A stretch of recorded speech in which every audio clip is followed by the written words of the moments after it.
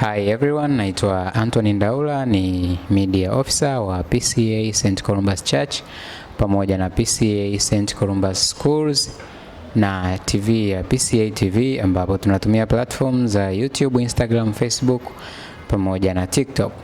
Leo nimekuja na habari njema kwamba tarehe 14 mwezi wa pili, siku ya Valentine's Day, TMP Women's Guild wamekuandalia charity walk ambayo itafanyika kuanzia saa 12 alfajiri.